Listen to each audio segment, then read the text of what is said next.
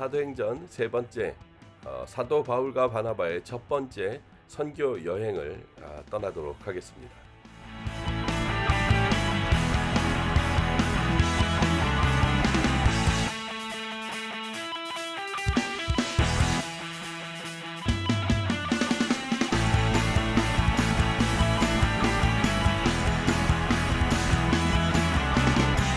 사도행전 13장부터 15장의 내용은 안디옥 교회로부터 시작되는 첫 번째 선교 여행의 이야기가 담겨져 있습니다.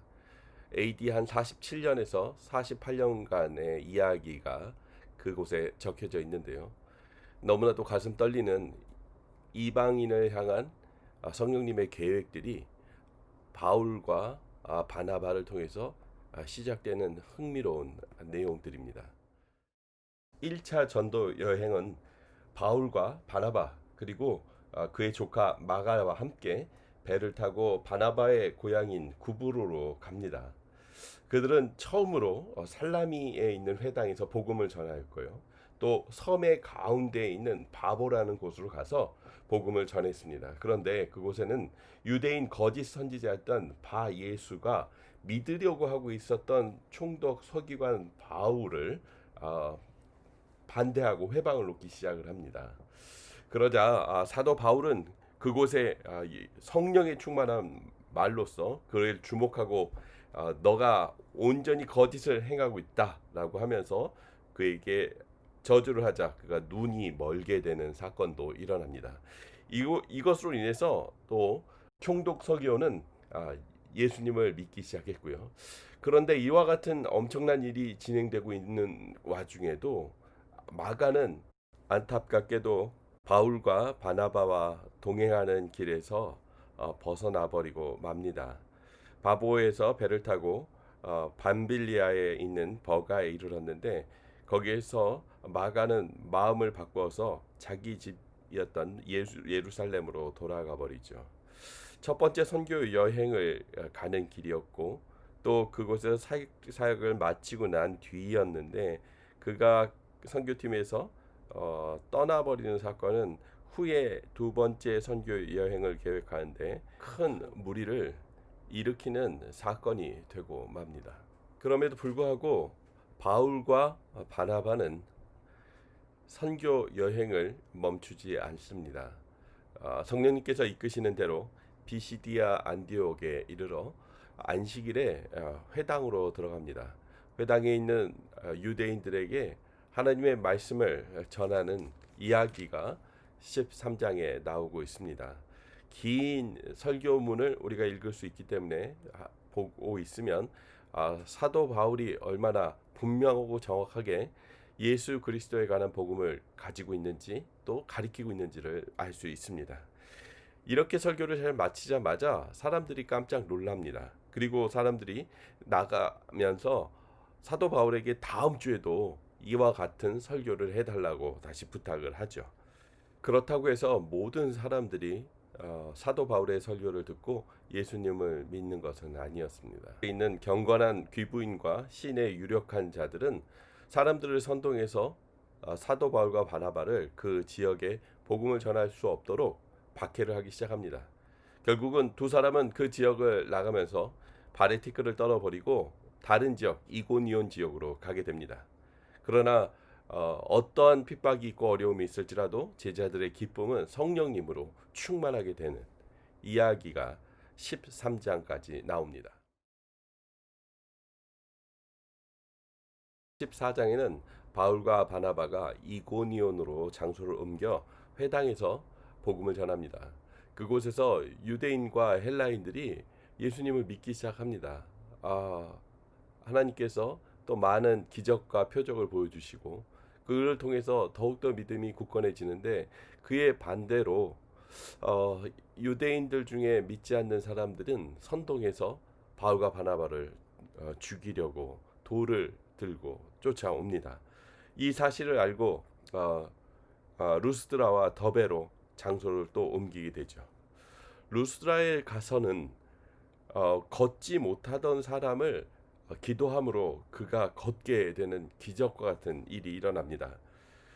이 걷지 못하던 이 사람이 고침을 받고 걷게 되는 사건을 보면서 무리들이 루가오니아 방언으로 소리를 지르면서 신의 형상이 자기들에게 임하였다라고 얘기합니다. 그러면서 바나바에게는 제우스라고 하고요. 바울에게는 헤르메스라고 얘기를 하면서 제사를 드리려고 합니다.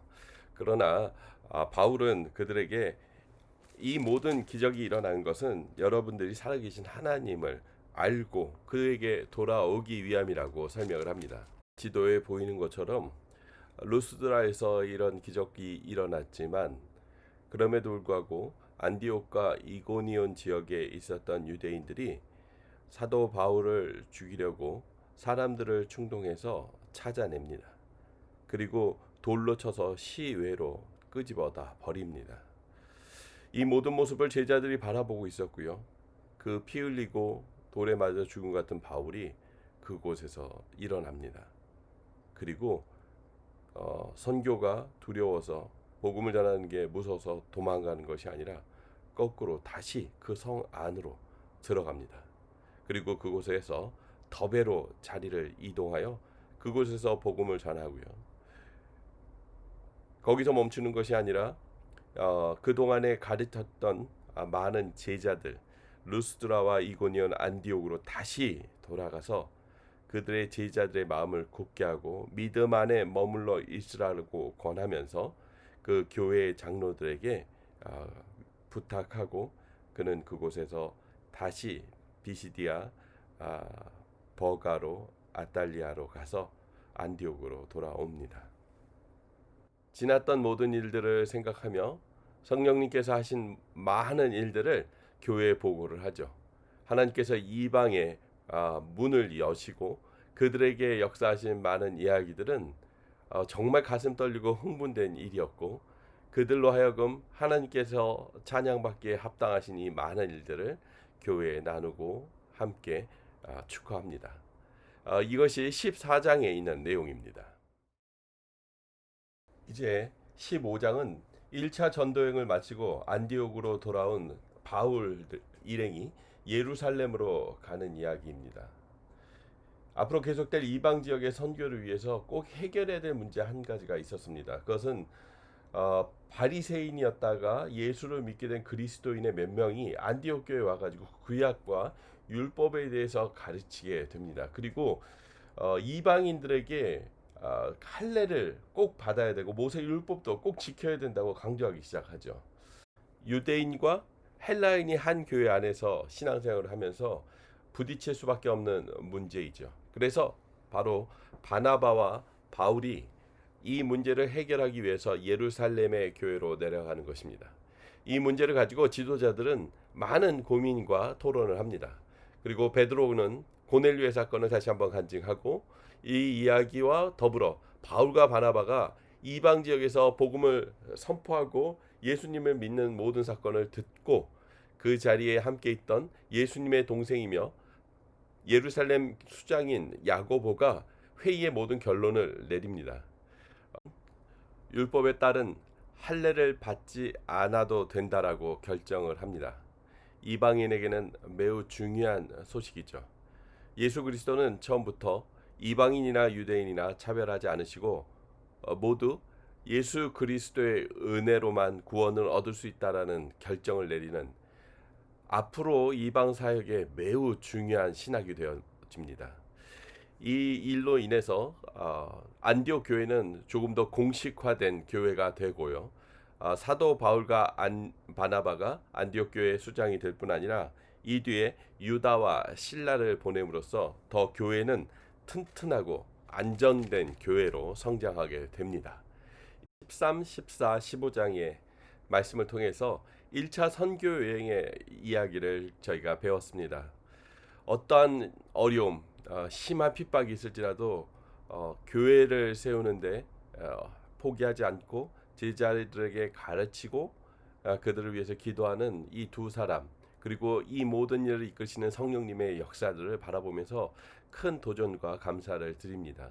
이 이후에 예루살렘 공회의를 통해서 율법에 따라 할례를 받지 않고 예수 그리스도의 은혜로 구원을 얻는다는 이 결정은 또한 우리에게도 동일하게 주어진 은혜라고 생각합니다.